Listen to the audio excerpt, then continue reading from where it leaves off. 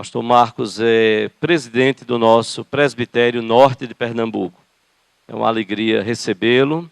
É pastor também da Igreja Presbiteriana de Nova Descoberta. Está acompanhado de sua esposa Alessandra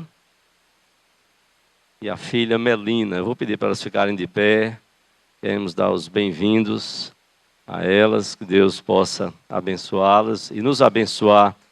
Desejamos que o pastor Marcos Aurélio possa ficar bem à vontade no nosso meio, possamos prestar bastante atenção à palavra que Deus tem para nós nesta manhã. Ontem tivemos recebendo o pastor Roberto Brasileiro, nesta manhã agora estamos recebendo o pastor Marcos Aurélio. Que Deus possa nos abençoar com a palavra que Ele tem para os nossos corações nesta manhã. Nós não vamos ter as classes como de costume, vamos ouvir então a palavra do Senhor. Bom dia, irmãos, graça e paz. É muito bom estar aqui com os irmãos e o pastor Petrônio me surpreendeu na ocasião do convite, porque é uma ocasião muito especial, mas a surpresa se deu porque o motivo que o levou a fazer o convite foi algo assim interessante, no aspecto de que ele teve a intenção de apresentar, né, a mesa diretora, a mesa executiva, a presidência do presbitério, algo que às vezes fica tão distante da igreja. A igreja está aqui, vive uma vida tão dela às vezes, e essa coisa de presbitério e de mesa executiva e tudo mais, parece um mundo muito distante da igreja. Mas o que parece distante só parece, na verdade é muito próximo, porque as decisões, elas tomadas nas reuniões e tudo mais, elas interferem diretamente a vida na igreja. Então, assim, foi com muita sabedoria e eu agradeci a Deus pela visão do pastor. Desde já, obrigado, né, por essa visão, e trago aqui um abraço para os irmãos da Igreja de Nova Descoberta, como também da mesa executiva do presbitério. Ela é composta por 3 pastores e 3 presbíteros. E nós ficamos agradecidos a Deus pelo convite e a rica oportunidade de compartilhar a palavra de Deus com os irmãos nessa manhã.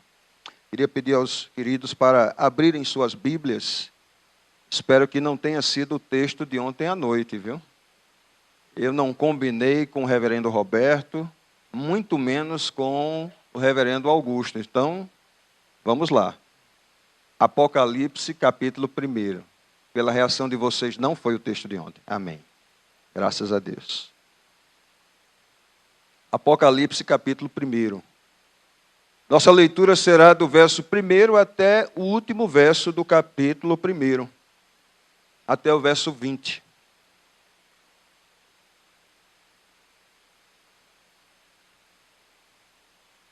Diz assim a palavra do Senhor.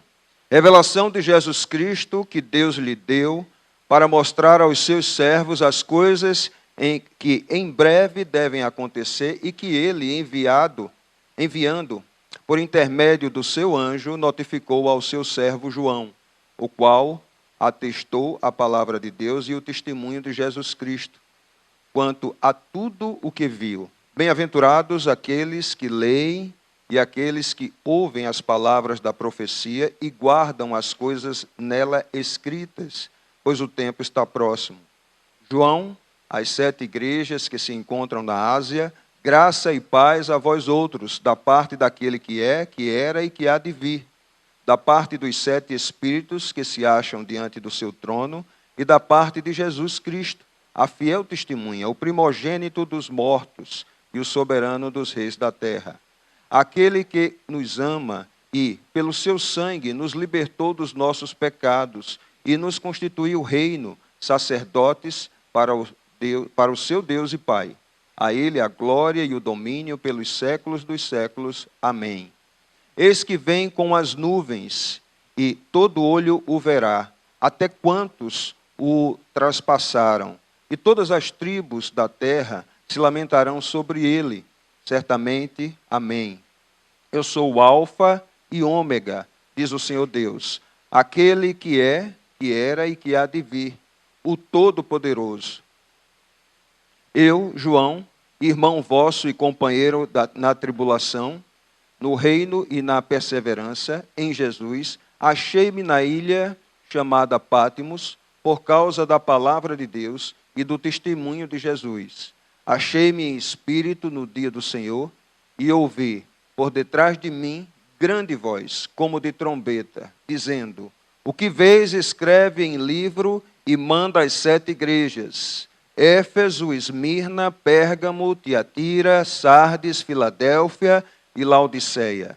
Voltei-me para ver quem falava comigo, e voltado, vi 7 candeeiros de ouro, e no meio dos candeeiros um semelhante a filho de homem, com vestes talares e cingido, à altura do peito, com uma cinta de ouro. A sua cabeça e cabelos eram brancos como a alva lã, como neve, os olhos como chama de fogo, os pés semelhantes ao bronze polido, como que refinado numa fornalha, a voz como voz de muitas águas. Tinha na mão direita 7 estrelas, e da boca saía-lhe uma afiada espada de 2 gumes. O seu rosto brilhava como o sol na sua força. Quando o vi, caí a seus pés como morto. Porém, ele pôs sobre mim a mão direita, dizendo: não temas, eu sou o primeiro e o último, e aquele que vive. Estive morto, mas eis que estou vivo pelos séculos dos séculos, e tenho as chaves da morte e do inferno. Escreve, pois, as coisas que viste, e as que são, e as que hão de acontecer depois destas.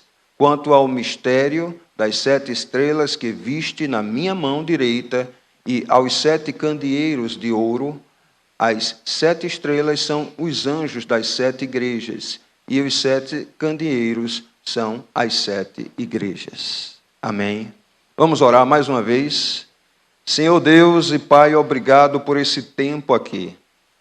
Tempo onde experimentamos a Tua graça e a Tua misericórdia sobre nossas vidas.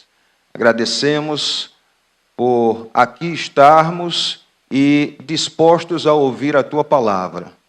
Nós te pedimos agora, Senhor, ajuda, porque só essa disposição não nos faz compreendê-la e muito menos aplicá-la. Portanto, Senhor, que o Teu Espírito abra o nosso entendimento agora nessa manhã. A gente possa compreender a Tua revelação e também a gente fique muito disposto a viver. E aquele que opera tanto em nós o querer como também o realizar, que faça isso nessa manhã, na Tua igreja, em nome de Jesus. Amém. Meus amados irmãos, é muito bom compartilhar a palavra de Deus, e ainda mais num contexto desse de muita alegria, comemoração de aniversário, mas também momento sempre de refletir a despeito do nosso momento de vida, do nosso instante. Ele é festivo, sim, mas também há momentos que nós percebemos que há um pouco de tristeza em nosso meio, um pouco de dor e sofrimento.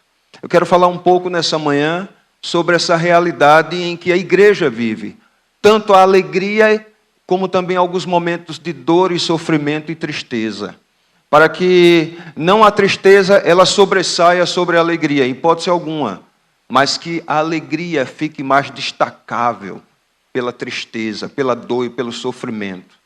Nós temos vivido dias difíceis, a igreja ela passa por dificuldades, mas isso não é nenhuma novidade. A palavra ela é clara: no mundo tereis aflições, mas tende bom ânimo, porque eu venci o mundo, diz o nosso Senhor. Então, de fato, nós temos dificuldades, nós passamos por momentos difíceis. Mas como cantamos aqui por diversas canções, não é? O Senhor é a nossa alegria. Ele é o nosso refúgio, Ele é o nosso amparo. Ele é aquele que faz com que as coisas ruins não sejam tão ruins e que a gente ainda encontre coisas boas em momentos difíceis. Só Ele tem essa capacidade. Então, essa vida em que uma hora nós estamos ali num cantinho, chorando, amargando talvez alguma decepção, alguma dor, até a decepção com nós mesmos, com o pecado, e outra hora, imediatamente, parece que a coisa muda. Nós somos tomados por um refrigério quando olhamos para a cruz, quando olhamos para o nosso Senhor, quando vemos a mão dele estendida, como o texto acabou de nos dizer, a mão dele tocando em nós e dizendo: não temas, eu sou contigo. E essa alegria, ela é muito maior do que a tristeza que nós passamos. O que falar a uma igreja que completa 85 anos de vida, onde tantos pregadores, tantos homens de Deus trouxeram aqui a mensagem, trouxeram a palavra do Senhor, edificaram, ministraram aos corações dos irmãos. Pedi orientação ao Senhor, disse: Senhor, o que falar a essa igreja? E ainda na segunda-feira, logo após ter ministrado no domingo à noite lá na igreja, na segunda-feira, o Senhor me conduziu a esse texto. E eu digo: é esse mesmo, Senhor, é esse mesmo. Diga que eu estou no meio da igreja.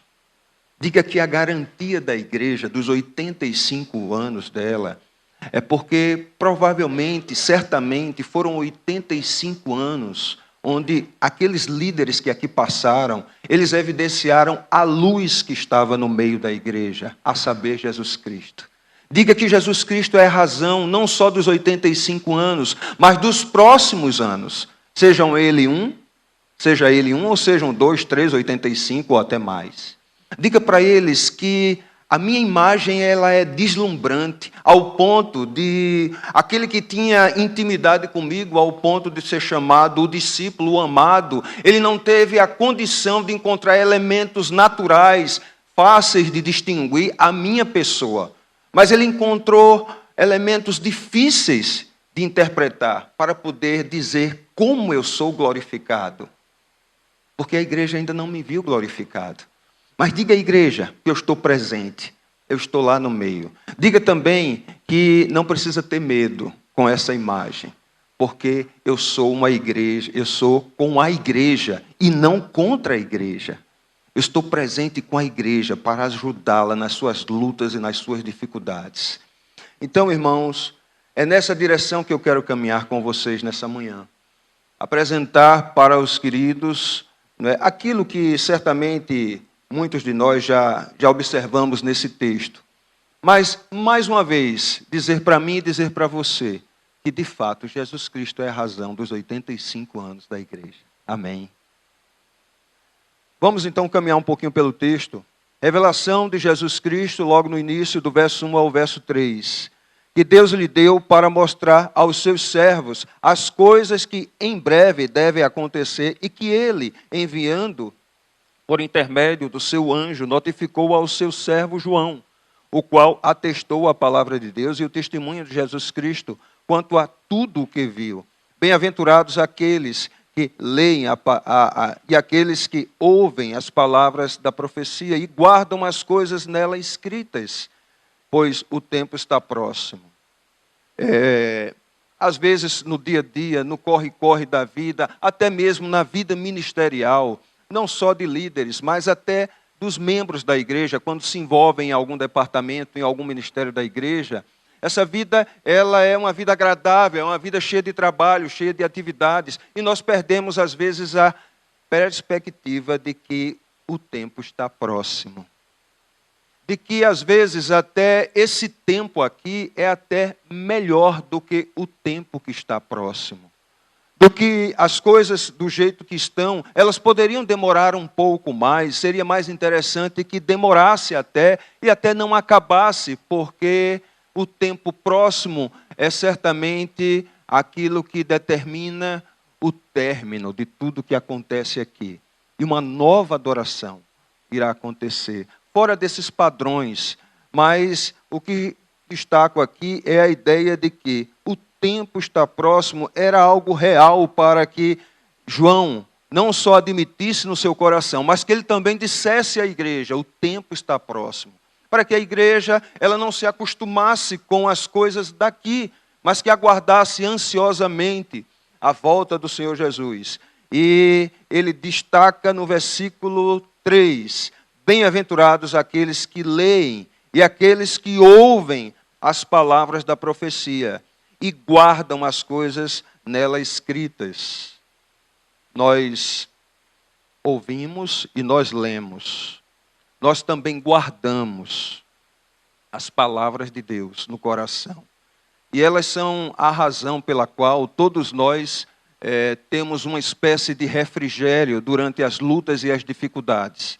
De forma que, se alguém entra aqui, se alguém passou por aqui, se alguém ainda está aqui, e já tem pouco ou muito tempo, não importa, mas que se essas palavras não são guardadas, são apenas lidas e escutadas, mas não são guardadas no coração, se não há uma prontidão em viver essa palavra, esse alguém não se transformou, não houve mudança.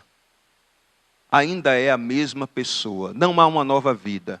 Mas quando nós guardamos essa palavra, e isso é uma obra única e exclusiva do Espírito Santo, onde nós percebemos que Ele é quem coloca essas verdades de Deus em nossos corações, nós passamos a desejar a vontade de Deus, as palavras da profecia de Deus. Ou seja, aguardar aquele dia, esperar ansiosamente aquele dia, desejar esse dia que está próximo, querer mais que essas coisas aconteçam, depende muito do guardar, do aplicar do Espírito de Deus essas verdades em nossos corações. Às vezes, e não falo necessariamente da igreja aqui, presbiteriana da Encruzilhada, não, de forma alguma, mas num contexto geral, a igreja está guardando pouco as palavras proféticas do Senhor.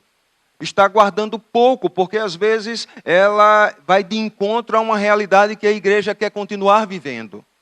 Mas o guardar, ele é muito importante. As palavras das profecias que estão contidas em todas as Escrituras.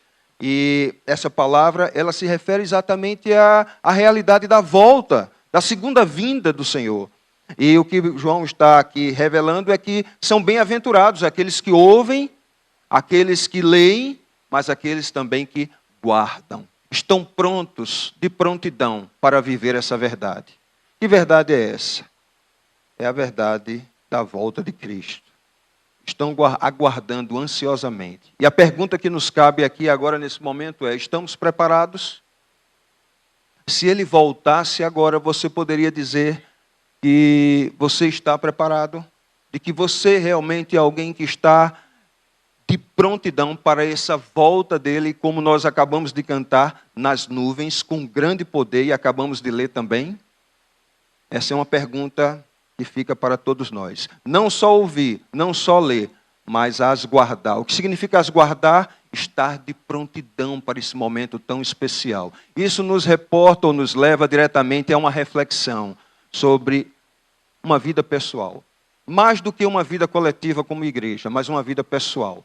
Como estamos diante do nosso Deus? E se Ele voltar agora? E se não der tempo para a pregação do reverendo Augusto Nicodemos hoje à noite?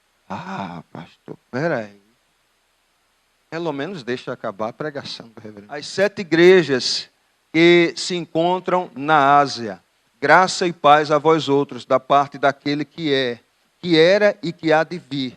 Da parte dos 7 espíritos que se acham diante do seu trono. E da parte de Jesus Cristo, a fiel testemunha, o primogênito dos mortos e o soberano dos reis da terra. Aquele que nos ama e, pelo seu sangue, nos libertou dos nossos pecados e nos constituiu reinos, sacerdotes para o seu Deus e Pai. A Ele a glória e o domínio pelos séculos dos séculos. Amém. Domínio. Essa palavra é poderosa, né? Ser dominado por Cristo. Ser conduzido por Cristo. Não só as coisas, mas eu mesmo, o meu coração. Então, a Ele seja o domínio pelos séculos dos séculos, o domínio da minha vida, não o domínio das coisas. É fácil eu dizer, olha, aceita Cristo, recebe Cristo na tua vida, porque tu não vai para a igreja. Mas o texto aqui se refere a uma declaração de João pessoal. A Ele seja o domínio meu, de mim, da minha pessoa, não só das coisas lá fora, claro, obviamente que sim, mas em especial da minha própria vida. Que o meu coração seja completamente dominado por Ele. Amém. Foram poucos amém, viu? Amém? Ah, sim, glória a Deus. Né? Então, sejamos dominados por Ele. Vamos entender um pouquinho mais essa declaração aqui de João. Né? Ele diz, olha, João, as 7 igrejas, eu recebi do Senhor, do verso 1 ao verso 3, né? E estou agora com a missão de transmitir essas verdades de Deus às 7 igrejas que se encontram na Ásia. Graça e paz a vós outros, da parte daquele que é, que era e que há de vir, da parte dos 7 espíritos que se acham diante do seu trono. Aqui há uma discussão, mas é uma discussão que, no final de tudo, eu não vou trazer a discussão, vou trazer o final de tudo para a gente ganhar um pouquinho mais de tempo. O versículo 4 se refere à pessoa do Espírito Santo, que na sua plenitude, a referência aqui aos 7 espíritos, como é um número de plenitude ou de completude. Então, versículo 5, e da parte de Jesus Cristo, a fiel testemunha. Então, aqui João fala que está escrevendo não dele próprio, mas uma revelação que ele recebe do próprio Deus, do Pai, do Filho e do Espírito Santo. E essa revelação, ele tem uma missão de passar e transmitir para o anjo da igreja, que a gente vai ver daqui a pouco, e esse anjo será o responsável de transmiti-la à igreja de Deus. Por que ele coloca aqui aquele que nos ama? Interessante, não é? Ele tem que dizer mais uma vez essas coisas. Porque o que vai ser dito às 7 igrejas são exortações.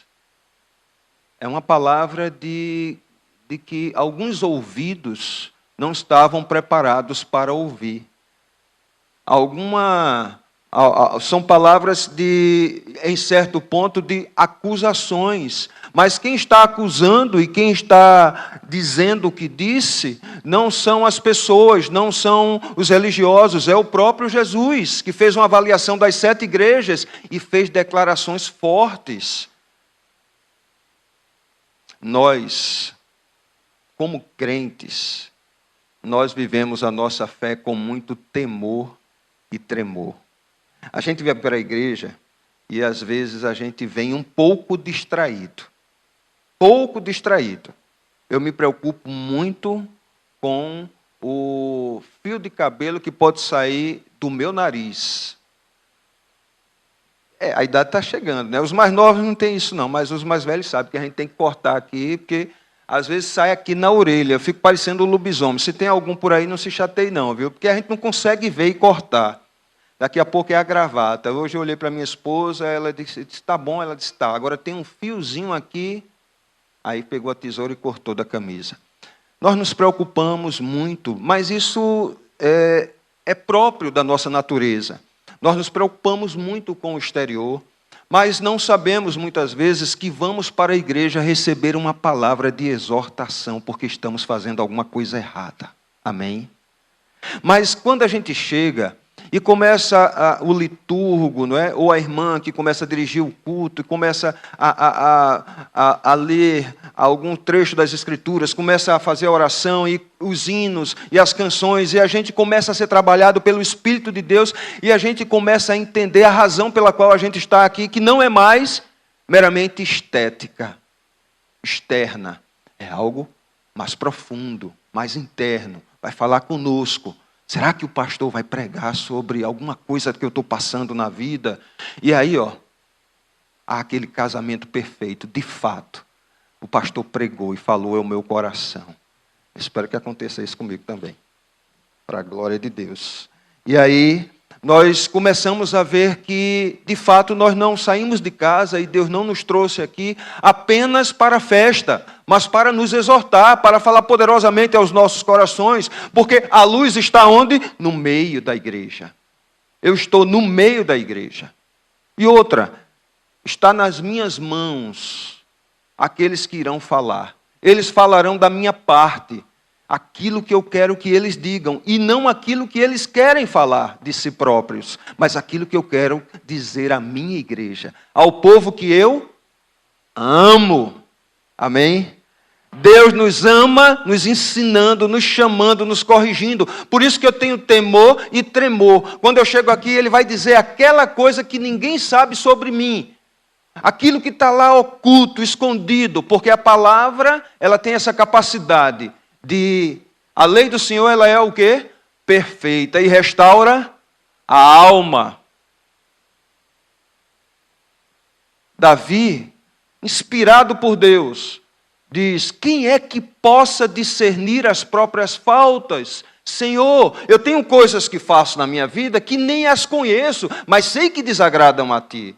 Senhor, eu não posso chegar diante de Ti achando só porque eu teve um dia na bênção, eu fiz uma avaliação do meu dia e não fiz nada que desagradou a Ti. Eu preguei na igreja, eu cantei, eu fiz isso, ajudei o meu próximo. Senhor, mas isso não me dá o direito de chegar diante de Ti e achar que eu sou perfeito. Porque a lei do Senhor, ela é perfeita. E ela vai penetrando até naquilo que eu não conheço. Aí, Senhor, absolve-me das coisas que me são ocultas. Senhor, me perdoa de pecados que cometo, que nem mesmo conheço, nem sei ainda. Então, com muita propriedade, Davi fala sobre essa realidade. Então, João tem que dizer para mim, para você, tinha que dizer para as igrejas que, sendo assim, nós devemos não mais abandonar. Não, agora eu não vou mais para a igreja, porque o pastor estava falando, o líder estava falando, de ministério estava dizendo uma coisa que parecia que ele conhecia. Eu acho que vazou o meu pecado, porque ele estava dizendo uma coisa para mim. Eu não vou mais para ali, eu vou para outra igreja. Eu vou cantar um pouquinho mais. Eu vou para uma igreja onde, de repente, um irmão é escolhido assim. Tu dá uma palavra aqui, e ele faz uma leitura rápida, porque ali é bronca, ali parece que está nos acusando, tem um dedão assim para cima de mim. Aí João diz: Jesus ama vocês. Aquele que nos ama, e de fato, e pelo seu sangue, valorize o sangue de Cristo, nos libertou dos nossos pecados. Não somos mais escravos a essas coisas que cometemos, que nos entristece, porque queremos ter uma vida consagrada, viver diante de Deus o tempo todo. Nós queremos ser assim, queremos cantar também, mas queremos que o nosso cântico ele seja agradável ao Senhor. Ele suba como um aroma suave às narinas do nosso Deus, porque nós temos uma vida consagrada, é isso que nós queremos. Mas, ao mesmo tempo, nós sabemos que desagradamos a Deus. Quem é que possa discernir as próprias faltas? Absolve-me, Senhor, das que me são ocultas. Vivemos dentro dessa realidade. Vivemos dentro de uma realidade que sabemos que somos lavados e remidos no sangue do Cordeiro, mas que ainda há coisa em nós que desagrada. E essas coisas que desagradam a Deus, elas não são motivo algum pelo qual nós devemos sair da presença do Senhor. Antes, pelo contrário, elas nos devem nos impulsionar cada vez mais para perto do Senhor. Aquele que nos ama, pelo seu sangue, nos libertou dos nossos pecados. E nos constituiu o quê? Reino. Ora, você, reino. Reino. Sacerdote para o seu Deus e Pai. Eu e você, sim. A Ele a glória e o domínio pelos séculos dos séculos. Amém. Então fica mais fácil para a gente agora dizer a Ele a glória e o domínio pelos séculos dos séculos. Amém. Porque não é pelo que eu faço, mas é por quem Ele é e por aquilo que Ele vem fazendo na minha vida constantemente. Essa é a realidade. A Ele eu reconheço toda honra, toda glória, todo louvor e toda adoração. Fica mais fácil eu dizer para Ele que é melhor que Ele me domine do que eu me domine. Não é verdade? É melhor que Ele seja o dominador do que eu. Porque eu não conheço nem as próprias faltas que cometo e que desagradam a Ele. É melhor que Ele me domine e me conduza. Fica mais fácil da gente fazer essa declaração. Versículo 7.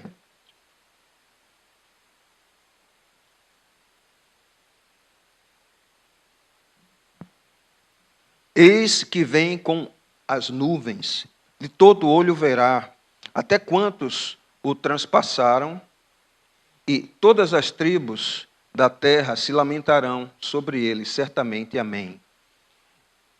Meu querido e minha querida, meu irmão e minha irmã, você que está aqui nessa manhã, que já reconhece a Cristo como seu Senhor e Salvador, nesse momento em que nós lemos esses dois versos, esse único verso, verso 7, ele é de uma alegria muito grande para você.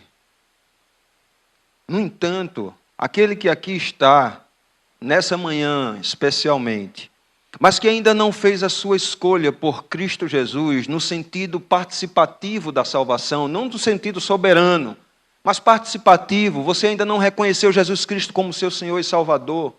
Esse texto, ele fala de uma verdade tremenda e é um momento para você refletir, você que já é dele e você que ainda não é dele.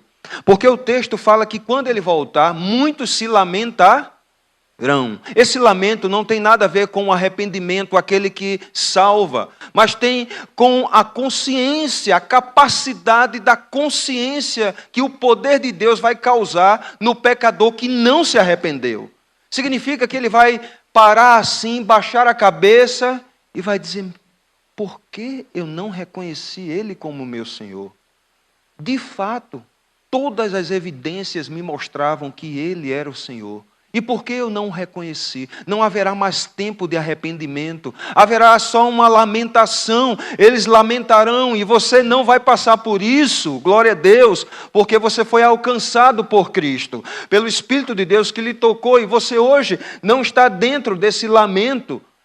Mas se você está aqui e ainda não reconheceu, é como se você já estivesse dentro desse lamento.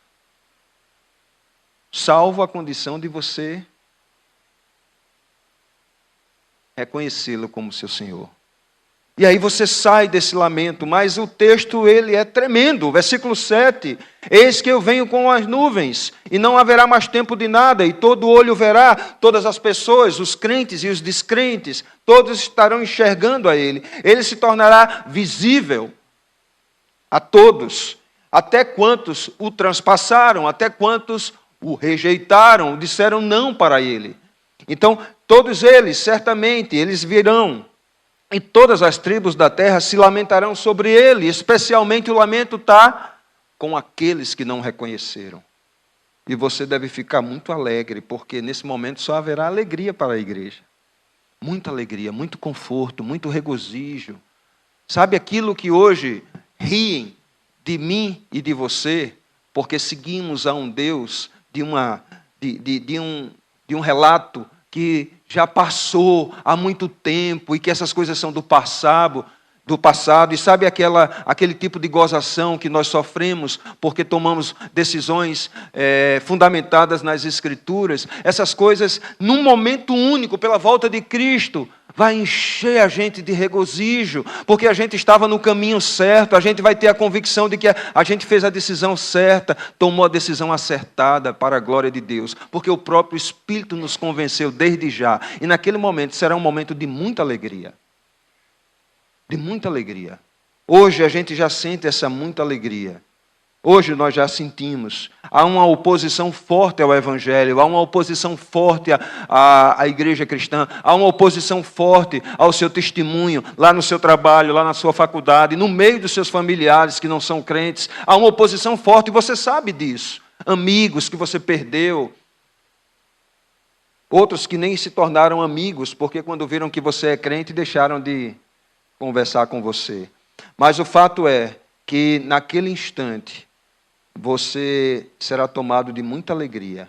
Versículo 8 diz assim: eu sou o alfa e ômega, diz o Senhor Deus, aquele que é, que era e que há de vir, o Todo-Poderoso. O Todo-Poderoso. Essa expressão, ela é grande por si só. Ela nos leva muitas vezes para fora de nós, quando nós olhamos a manifestação de Deus se revelando aos homens, não é? Pelos fenômenos físicos e outras coisas mais. E isso nos traz a ideia de um Deus todo-poderoso que domina sobre todas as coisas. Mas eu queria também, não excluindo uma, mas acrescentando outra, falar à igreja nesta manhã que ao longo desses 85 anos, esse Deus Todo-Poderoso demonstrou o seu poder no meio de nós, mudando os corações. Irmão, não tem coisa mais tremenda do que a mudança de um coração. Mudar o curso de uma água, mudar, frear uma nuvem. Eu não estou diminuindo nem menosprezando a ação de Deus sobre os fenômenos físicos, mas mudar o coração de um homem, de não querer mais pecar e querer ter vida santa. Você gostava muito de comer tal fruta, chega, ela se derramava pela sua boca, e você agora não quer mais comer essa fruta chamada pecado, você não quer saboreá-la, você não quer mais desfrutá-la, você agora quer uma outra coisa chamada santidade. Você quer coisas que agradam ao seu Deus. Quer dizer, você tinha afeição a coisas que desagradavam a Deus e agora você tem uma afeição muito grande às coisas de Deus. Essa mudança é uma mudança toda poderosa dentro de você. E a demonstração maior desse Todo-Poderoso, às vezes nós procuramos no céu, no mar, no ar, na terra. É dentro de nós. É dentro do seu coração. É quando você deixa de servir a você mesmo e passa a servir ao seu Senhor, ao seu Criador. Você passa a reconhecer quando você deixa de adorar, que é merecedor de toda adoração. Essa é a ação toda poderosa, por assim dizer, juntamente com as demais. Mas essa você experimenta dentro de você. É algo real. E às vezes a gente diz essas coisas na igreja e às vezes a mente fica viajando. E fica sem entender, mas ela precisa ser real para mim e para você. Para que a gente não esteja entrando aqui, comemorando, entrando e comemorando, entrando e comemorando, e nada está acontecendo em nós. É necessário que essa comemoração seja de fato e de direito. A alegria de que o Todo-Poderoso tem me transformado dia após dia. Amém? A imagem e semelhança do seu Filho, como diz lá em Romanos. Então, essa é a realidade. Ele é todo poderoso. Então, ele diz, eu sou o alfa, o ômega, diz o Senhor Deus, aquele que é, que era e que há de vir, o todo poderoso. Então, que alegria, assim, aguardarmos a sua chegada. Antes de passarmos para os próximos versos, né, a partir do versículo 9, queria saber do reverendo quanto tempo mais eu tenho. Amém. Ele foi misericordioso, viu? Eu, João, irmão vosso e companheiro na tribulação, no reino e na perseverança, eu queria destacar aqui, no versículo 9, no reino e na perseverança. Abram, por gentileza, lá no livro de Atos dos Apóstolos, capítulo 14, versículo 22.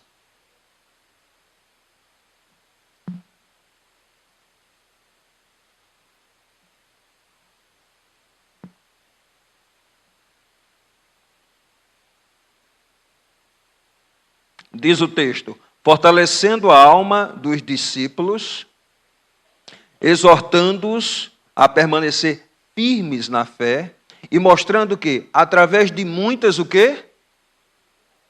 Nos importa entrar no reino de Deus. São muitas as tribulações, Eu, João, irmão vosso e companheiro na tribulação, no reino e na perseverança.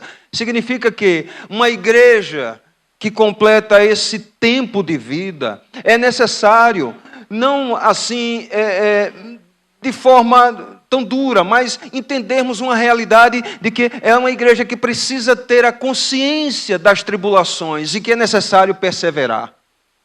Amém? É necessário perseverar. O que vem a ser a perseverança? É mais ou menos assim, eu estou em casa, estou triste, estou desanimado, alguma coisa aconteceu na minha vida, ou até mesmo dentro da igreja, alguma coisa, uma zoadinha, não é? Um focozinho de incêndio, uma fumaça, uma coisa que me entristeceu, que me deixou desanimado, que está dizendo para mim que é hora de parar. Dá um tempo. A perseverança diz, que conversa de tempo, rapaz. Levanta daí, bota a roupa. Houve ou não houve um derramamento de sangue pela tua vida? Houve ou não houve? Ele é merecedor desse seu tempo? Não. Aí você se levanta, essa é a perseverança. A tribulação, as dificuldades, elas vêm por quê? Elas vêm por conta do pecado, irmãos, que há no meio de nós. Há também fora, claro. Às vezes nós sofremos tribulações por causa das coisas lá de fora. Isso é uma verdade, mas às vezes as coisas acontecem onde? no nosso meio. E o perdão, onde fica?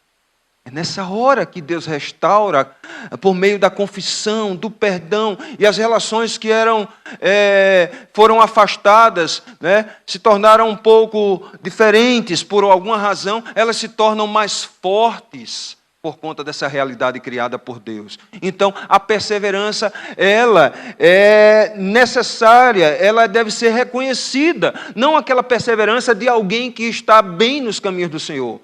Mas o que João está fazendo uma relação aqui é sobre a tribulação. Ele está dizendo que a perseverança mesmo, ela se demonstra onde? Na tribulação. Nós passamos por dificuldades. Mas existe alguma dificuldade que justifique eu não vir adorar o meu Deus? Depois você me diz se tem alguma. Pastor, você não sabe o que é que eu estou passando, não sabe da minha vida. Não sei. E assim, se você quiser conversar comigo, a gente conversa, mas eu não tenho tanto interesse assim de saber, certo? Eu posso orar por você. Mas uma coisa eu quero dizer, não há nenhuma tribulação que justifique a não adoração a Deus. Não é verdade? Nós sabemos disso. Então, na tribulação, João diz, eu passo por tribulação, mas não é motivo pelo qual eu não venho adorar a Deus. Eu persevero. Então, na perseverança em Jesus, achei-me na ilha chamada Pátimos, por causa da palavra de Deus e do testemunho de Jesus. O que levou João a estar na ilha, exilado, naquela condição? O que levou? A palavra de Deus. A palavra de Deus. Então, João sabia que falar de Jesus, falar da obra que Deus colocou nas mãos do seu Filho para morrer na cruz pelo pecador, isso traria para ele uma rejeição. E João, ele em nenhum momento, ele está alheio a essa realidade. Antes, pelo contrário, ele faz questão de dizer, olha, eu estou aqui por causa da palavra de Deus. Foi ela que me trouxe até aqui. Onde a palavra de Deus vai levar você? Onde? Eu espero que eu ainda tenha liberdade de ir e vir, possa ser convidado outras vezes, para poder pregar a palavra de Deus em tantos lugares. Mas onde a palavra de Deus vai nos levar? Onde, irmãos? Ao cárcere. O apóstolo Paulo fala com muita clareza, não é? À rejeição, ao escanteio, a sermos deixados de lado, não considerados, menosprezados, ridicularizados. Essa é a realidade. Mas não fique chateado por isso. Antes, pelo contrário, absorva isso com muita alegria, porque isso é o que os grandes pregadores, eles esperavam. Os grandes evangelistas, eles não esperavam flores, eles não esperavam esse tapete vermelho quando eles entrassem. Nós vivemos dias muito fáceis em comparação à igreja primitiva e às dificuldades que nossos irmãos já passaram. Portanto, isso não é um discurso para que você fique triste com você mesmo, mas, antes pelo contrário, aproveite. Aproveite. Enquanto você não está encarcerado, aproveite. Enquanto você não foi levado a uma ilha por causa do testemunho de Jesus Cristo.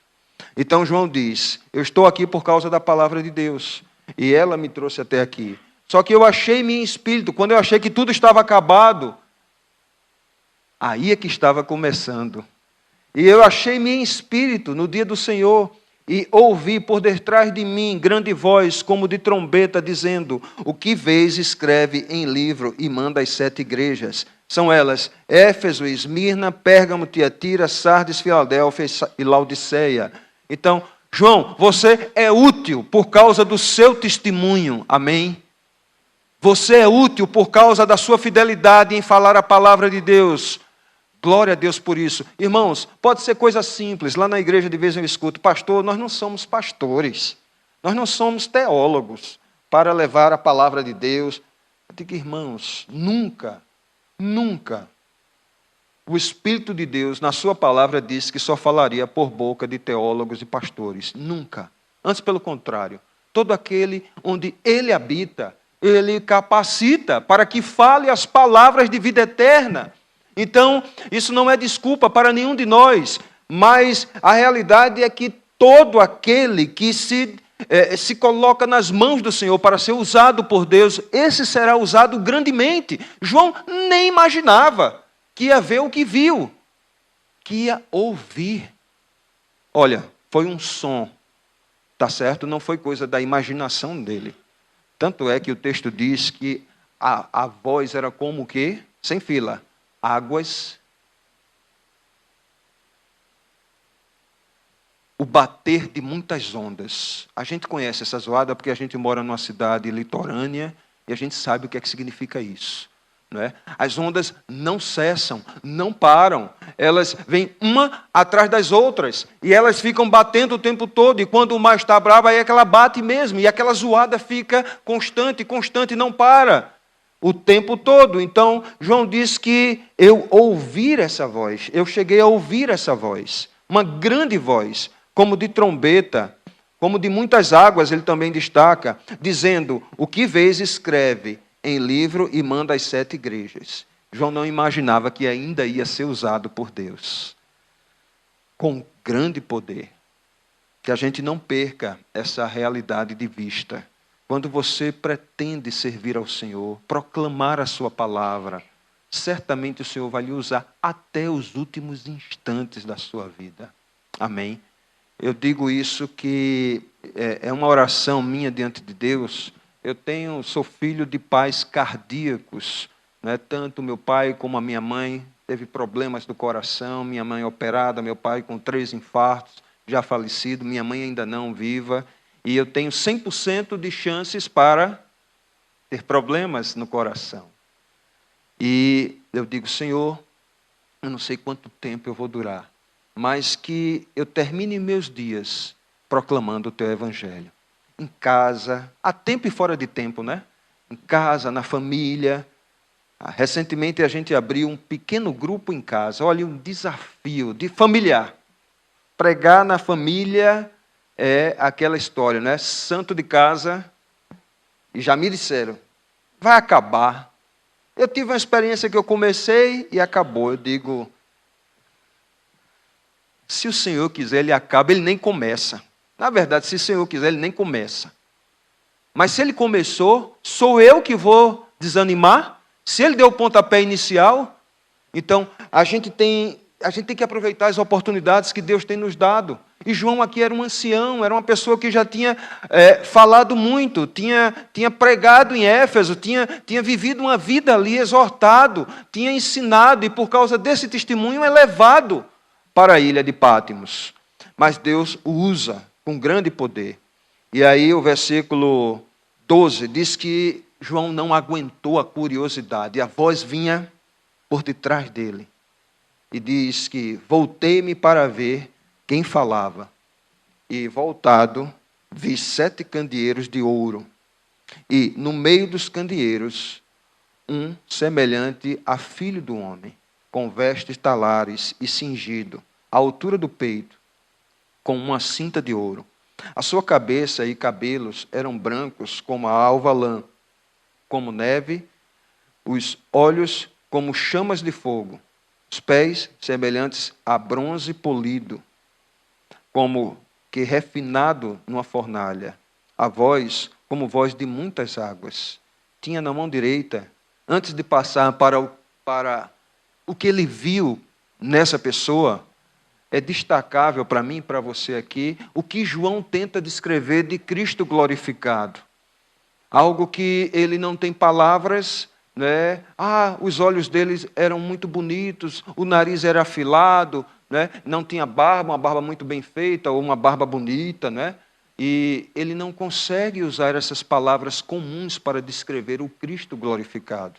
E ele usa aqui termos difíceis para nós compreendermos. Daria um estudo de classe dominical, ou até um outro sermão, mas a realidade aqui é que ele vê de Cristo uma pessoa que ele tenta descrever que nem todo mundo vai entender. Mas uma coisa nós compreendemos nas palavras de João, é que o que ele viu é glorioso. O Cristo glorificado é glorioso. E ele quer transmitir essa visão ou essa ideia para a igreja, para que a igreja entenda que aquele que morreu na cruz e que nós muitas vezes guardamos aquela imagem do Cristo perfurado, do Cristo ensanguentado, do Cristo pendurado no madeiro, ela agora não é mais real. Ela foi pontual na história, mas agora ela não é mais a imagem do nosso Senhor. Porque o Cristo coitadinho não cabe mais dentro da nossa teologia. Já salvos, nós imaginamos já o nosso Cristo atuante. Tanto é que as nossas orações precisam de quê? Da mediação dele. Todos nós oramos e no final da oração nós dizemos como?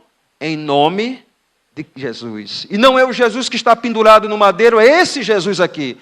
Glorioso, à destra do Pai, aquele que tudo pode, o Todo-Poderoso, aquele que tem a capacidade e a condição de transformar a história, de transformar o mal em bem. Ninguém consegue transformar o mal em bem.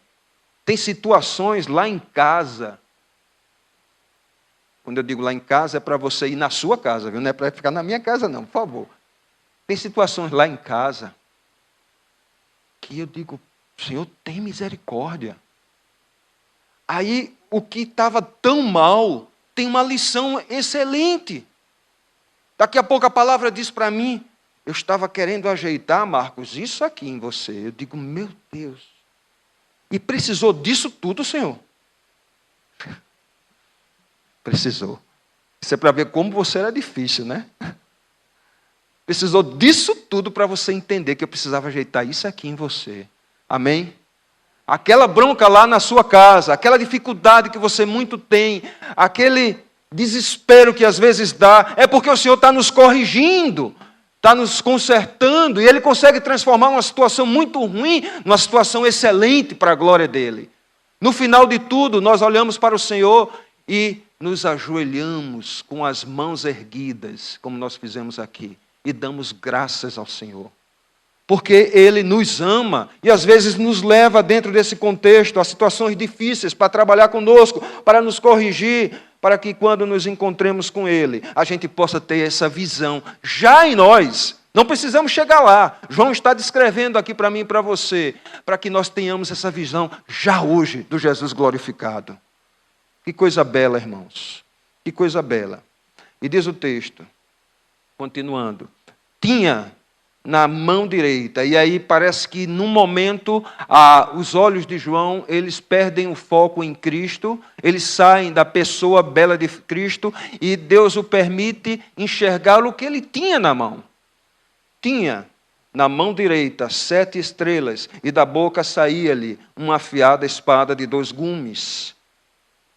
Aqui nós nos lembramos imediatamente do texto lá em Hebreus, não é? Capítulo 4, versículo 12. A palavra de Deus, ela é viva e eficaz, não é? Mais cortante do que espada, não é? De 2 gumes. Ela é capaz de dividir juntas e medulas, não é? Ela é apta para discernir o quê? Os pensamentos e propósitos do nosso coração. Então, tudo que há em mim, eu devo levar cativo a palavra de Deus, porque quando eu levo cativo a palavra de Deus, é como se fosse passando num grande filtro, onde o que não presta vai ficar retido e o que presta vai passar. Amém? Então, não devemos fazer nada sem levarmos cativos a palavra de Deus, os nossos pensamentos e propósitos. Qual é? Por que você está pensando nisso? Qual é a sua motivação de fazer isso ou aquilo? Isso para a igreja é tremendo, porque às vezes a gente tem aquele ânimo, aquela alegria repentina para fazer alguma coisa para o Senhor, mas esquecemos de perguntar, é bíblico? É bíblico? Está nas Escrituras? Vai agradar ao nosso Deus? Quando nós pulamos essa etapa, há uma decepção nossa, do tipo assim, e aí, irmão, gostasse? Foi bom. Não edificou. Não edificou. Por quê? Porque foi de você para você. Essa não é uma igreja assim. A igreja do Senhor não é uma igreja assim. Amém?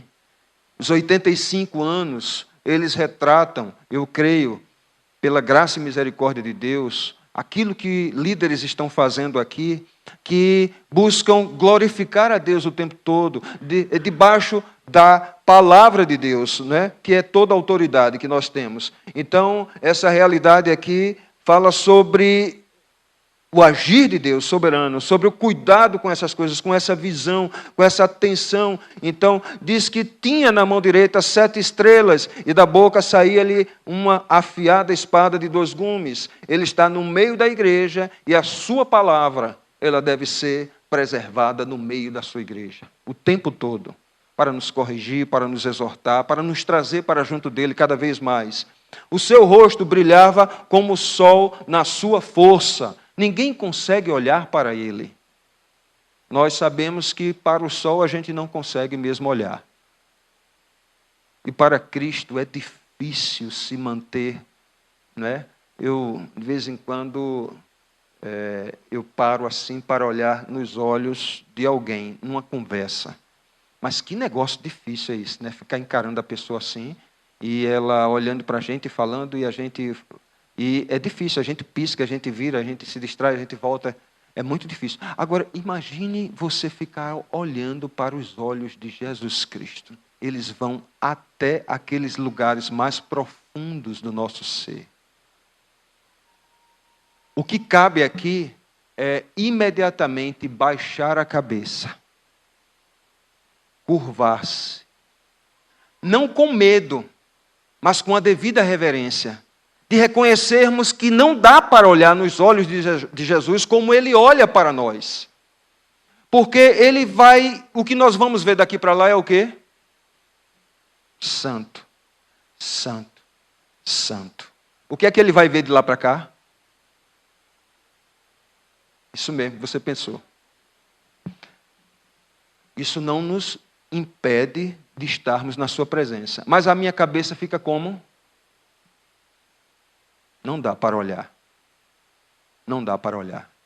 E João destaca que essa é a pessoa dele. Com muita força, ele brilhava e era como a luz do sol. Quando o vi, o que é que aconteceu comigo? Puf! Caí. Quando o vi, caí a seus pés como morto. 15 minutos, reverendo. Como morto. Gálatas capítulo 6, verso 1.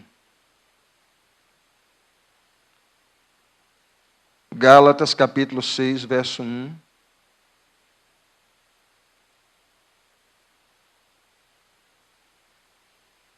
Irmãos, se alguém for surpreendido em alguma falta, eu queria ler com a igreja. Vamos ler todos juntos? Esperar vocês chegarem lá. Capítulo 6 de Gálatas, verso 1.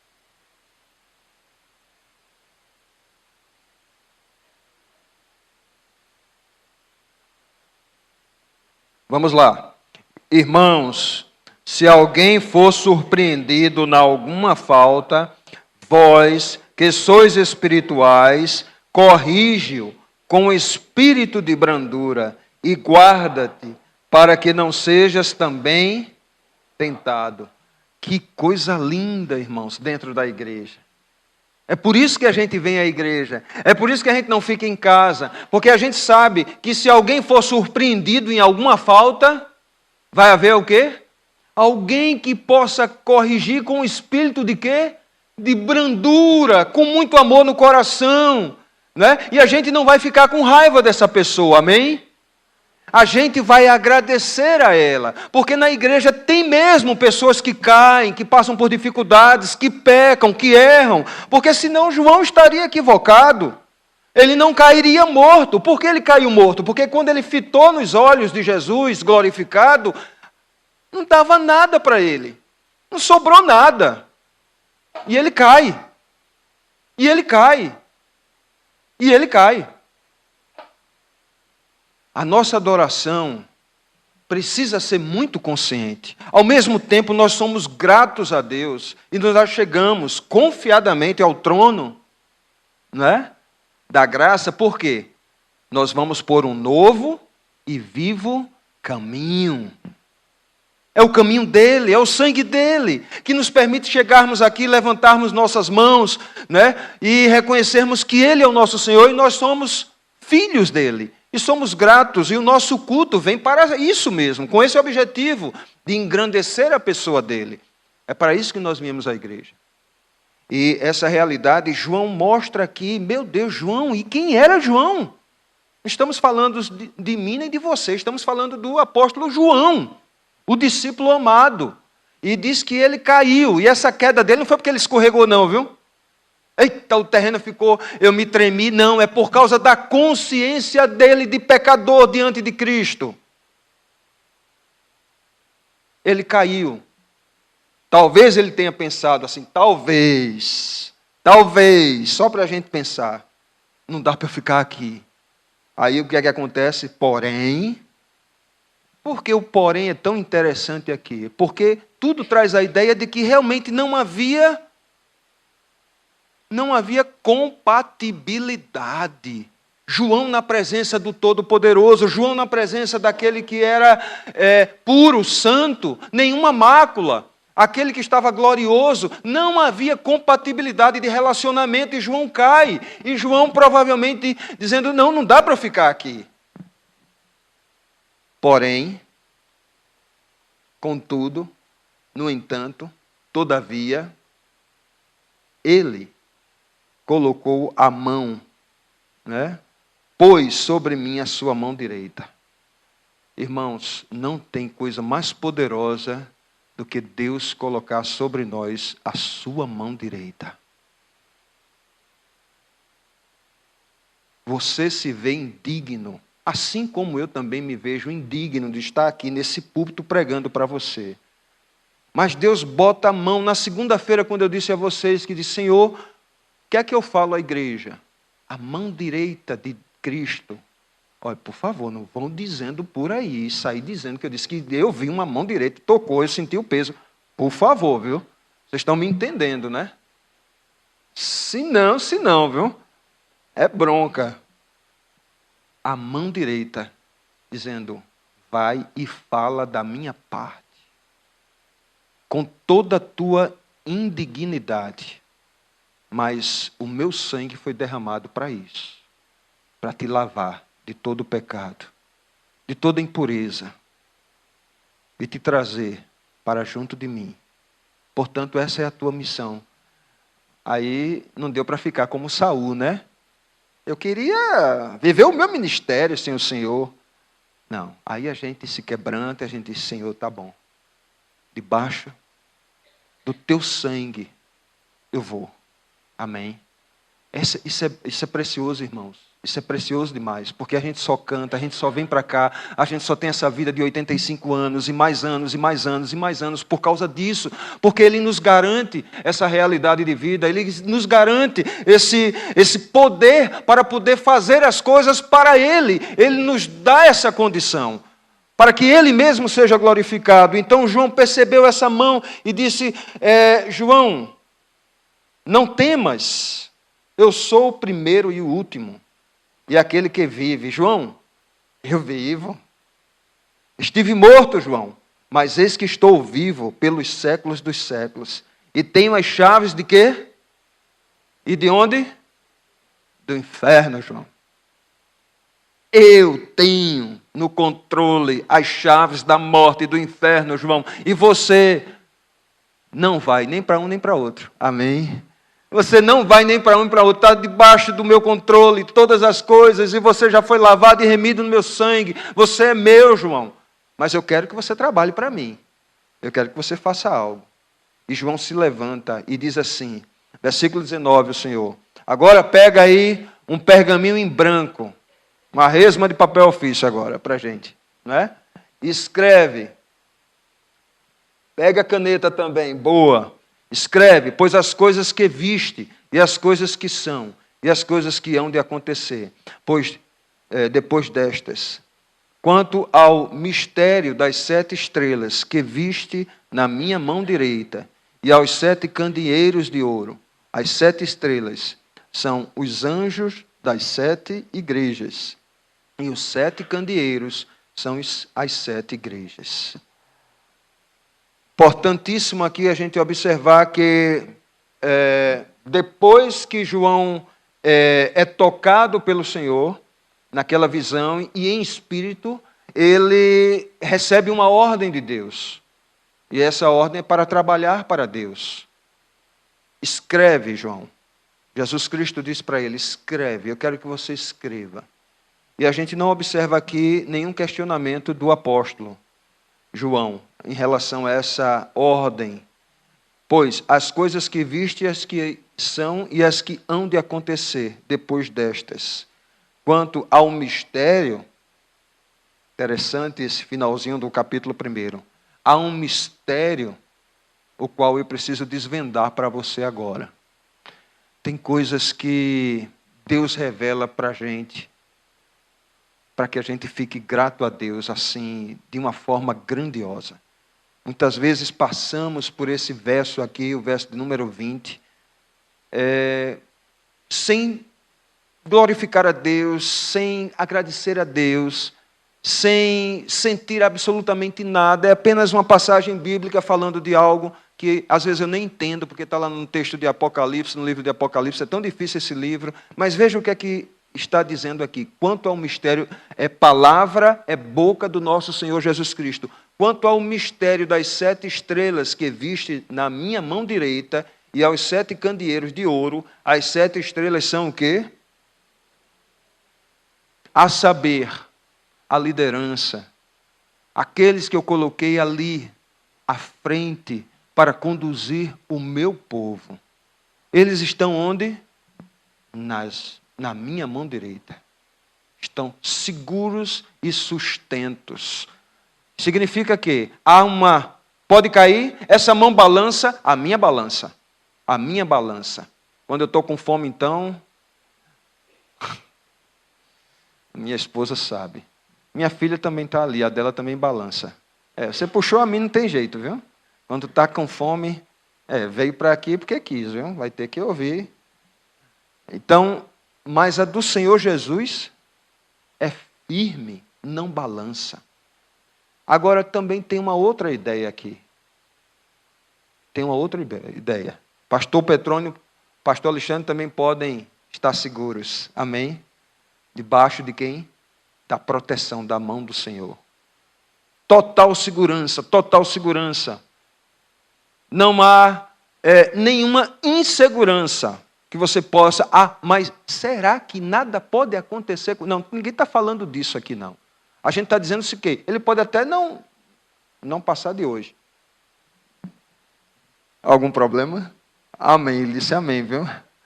Mas o que eu estou dizendo aqui é que os dias que ele tem contados aqui serão seguros na presença de Deus.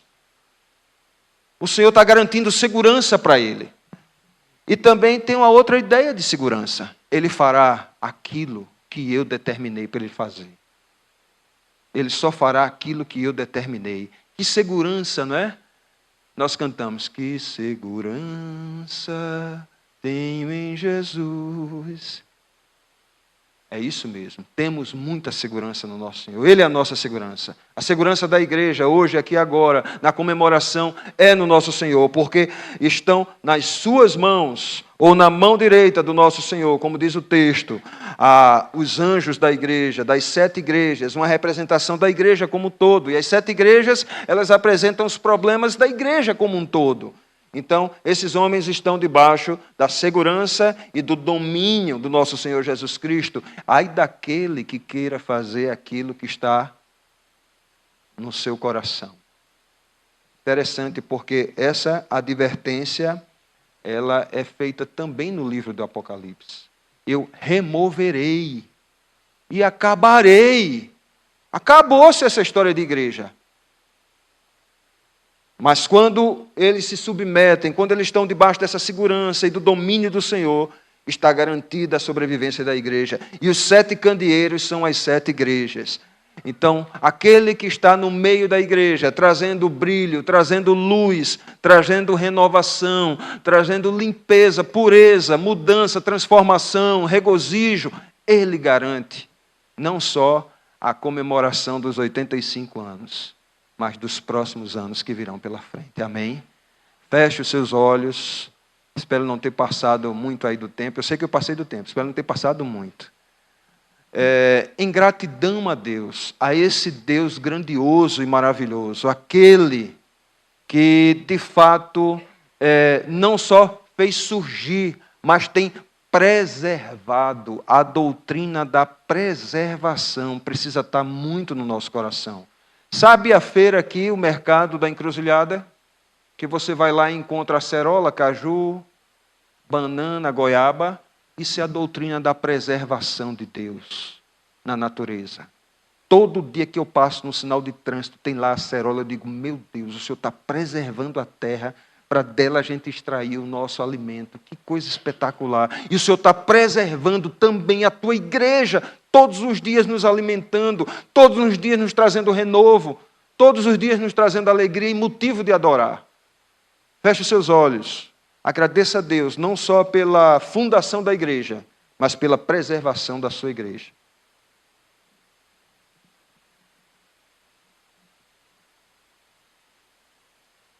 Senhor Deus e Pai, obrigado pela tua bondade, Senhor, pelo teu amor, pelo teu cuidado por todos nós. Ó Senhor, toda honra, toda glória, todo louvor, toda adoração sejam dados ao Senhor. Que nossas vidas sejam vidas que expressem a nossa gratidão pelo que o Senhor já fez, faz e ainda fará por todos nós. Continua abençoando esta igreja, continua sustentando teus servos aqui, continua abençoando o teu povo que se reúne regularmente nesse prédio, continua falando e transformando vidas para o louvor da tua glória. Nós louvamos o teu nome, aproveitamos também essa rica oportunidade para te pedir perdão pelos nossos pecados e te pedir forças para vencê-los, tanto a tentação como o pecado. Assim nós te oramos, agradecidos como também te pedindo, no nome santo de Jesus. Amém.